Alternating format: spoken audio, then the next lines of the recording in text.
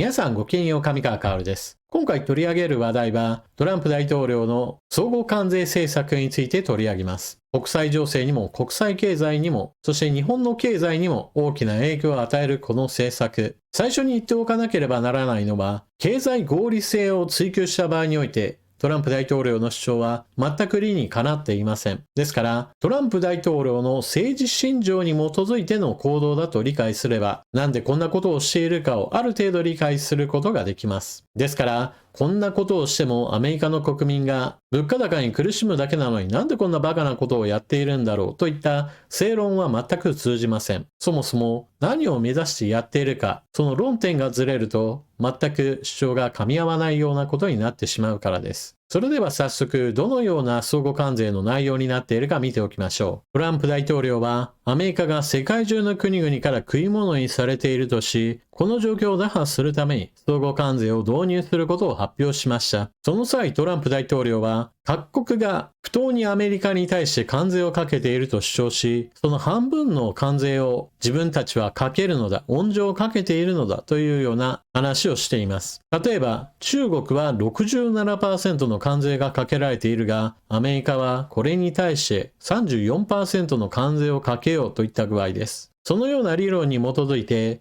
中国に対しては 34%、EU には 20%、ベトナムには 46%、台湾 32%、日本は 24% となっています。ただし、トランプ大統領の言う不当な関税、その半分だけにしたという話なのですが、この数値には全く根拠がないとされています。例えば、読売新聞はこのように数値の根拠について報道しています。トランプ氏が相互関税で主張の日本 46% 貿易赤字額を輸入額で割った数字か、トランプ政権が発表した相互関税の税率の元になる数字について、アメリカが相手国に対して抱える貿易赤字額をその国からの輸入額で割ったとする見方が出ている。アメリカのニューヨークタイムズが報じた。例えば、アメリカの2024年の対日貿易赤字額685億ドルを輸入額の1482億ドルで割って100をかけると、トランプ大統領が日本から課されていると主張する 46% 程度になる。中国も同様の計算を行うことで、トランプ大統領の主張する 67% の関税という話になる。ホワイトハウス高官は記者団に対して、大統領経済諮問委員会が国際貿易の経済文献や政策の実践から得られた非常に確立された手法を用いて計算したものだと説明していたが、関税率の算定方法として適切とは言い難く、各国からの批判が強まる可能性がある。なお、ホワイトハウス高官はきちんとした根拠があるのだと主張しましたが、いやいや全くそんな根拠ないのは明らかだろうとツッコミも入っています。例えば、今回の相互関税においては、無人島もその対象となっています。住民はアザラシやペンギンだけです。時事通信より、トランプ大統領が発表した相互関税は無人島も対象となった。南極に近くアザラシやペンギンなどが生息するだけのオーストラリア領のハード島とマクドナルド諸島に対し、トランプ政権は 10% の関税を課した。アメリカメディアはペンギンとの貿易戦争と報じている。この島々はインド洋に浮かぶ火山島で、オーストラリア本土からは 4000km 以上離れている。手つかずの自然が残され、独特な生態系が維持されており、ユネスコの世界遺産にも登録されている。トランプ政権は他にも、南太平洋に浮かぶ人口約2000人のオーストラリア領ノーフォーク島にも 29% の相互関税を課した。オーストラリアメディアによると、アルバジーニ首相は、ノーフォーク島が巨大な経済力を持つアメリカの貿易競争の相手かはわからないが、地球上のどこでも関税を逃れることはできないと示していると述べた。まあこれは皮肉の言葉でしょう。アメリカは世界中の国々に対して貿易赤字を抱えています。特に中国は非常に多くの貿易赤字を抱えており、そうしたこともあって非常に強い関税をかけました。従来かけられていた 20% にプラスアルファ、今回かける関税も付け加えることによって 50% 以上の関税となります。そして、このような高い関税を逃れるために、中国は迂回輸出して東南アジア各国へ一度中継することによって、結局のところアメリカへの輸出を続けてきました。この迂回輸出を防ぐためにも、東南アジア各国に対しても今回高い関税をかけています。ベトナムやインドネシアなどがこれに該当します。ですから東南アジア各国にしてみると、中国とアメリカの貿易戦争に巻き込まれた形となり、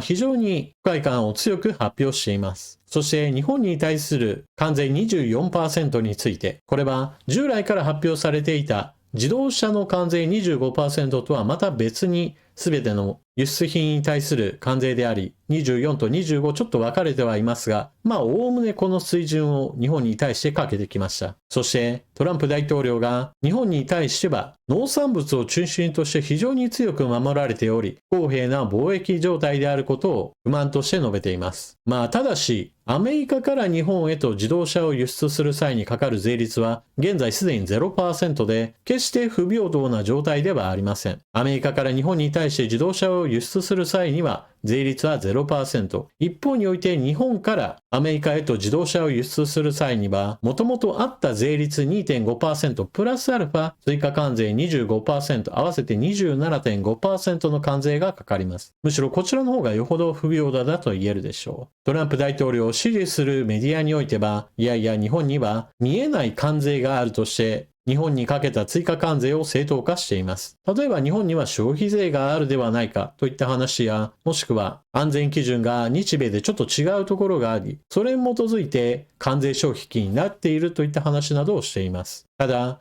アメリカのメーカー自身が別に日本市場に合わせた商品といったものを作っていない関係で、そもそも競争が発生していません。それにたとえ競争したとしても、非常にアメリカのメーカーは苦しむことでしょう。例えば日本車がアメリカへと輸出され、そこで大きなシェアを稼いでいます。それは決して不当な競争に勝ってシェアを獲得しているわけではありません。アメリカにおいては、ユーザーの人たちが自分たちでその使い勝手や故障頻度などについて報告し合うようなレビューサイトといったものが広く普及しています。それは自動車業界からお金を出してライターに書いてもらったような記事ではなく、実際に車を買った人たちの使用感などに基づく書き込みが集まっているような場ですから、非常に多くの人たちの信頼を得ています。その場において日本車に対する評価がおおむね好評で、信頼を築いてきたからこそ、アメリカで日本車は売れ続けてきたのです。逆に言えば日米の車の差を比較すると、アメリカ車の方が燃費が悪い、故障率が高い、故障を直す際の費用が高い、故障を直すための対応している店が少ない、日本の道路事情に合わない車の大きさなどもあり、売れない要素だけはてんこ盛りの状態なわけです。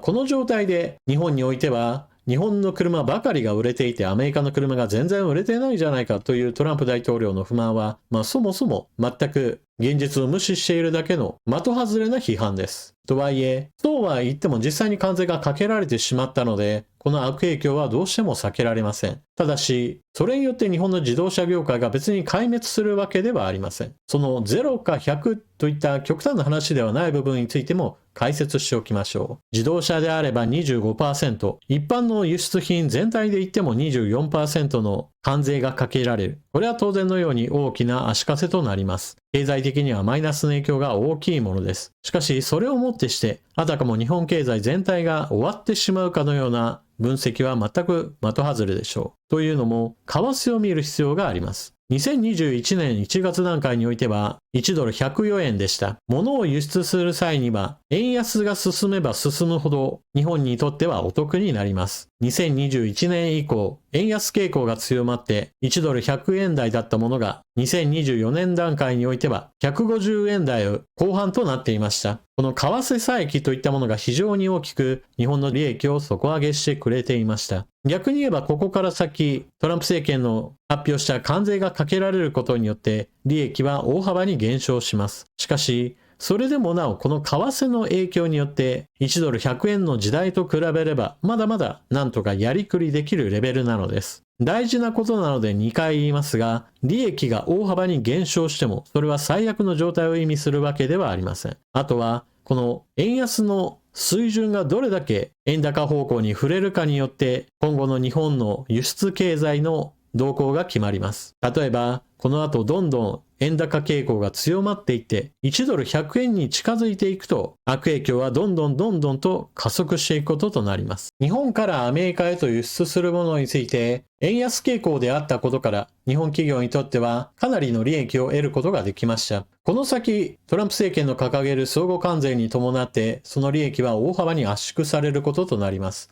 日本経済にとっては当然足かせになります。石破政権ではこの相互関税もしくは自動車に対する関税などに対して何とか引き下げかもしくはなくす方向で外交交渉を行うとしています。自動車に関してはすでに関税が 0% ですからこれ以上関税という形で対応することはできません。であるとするならば今度はトランプ大統領が日本は米に対する関税が 700% だといった実際には正しくない今の数字ではないものを根拠としている点について外交交渉で何とか妥協を引き出すしかないと見られています。しかしそれは程度によります。例えば今日本国内においては米の価格が非常に高い状態にありますからアメリカから大量に米を緊急輸入するといった手もあります。しかし恒常的に極端にお米に対する輸入制限を完全自由化などしてしまえばその場合では全く価格競争力がアメリカに対してはありませんから日本の農家が全滅しかねません。ですからどのくらいの部分まで妥協するかは非常に慎重に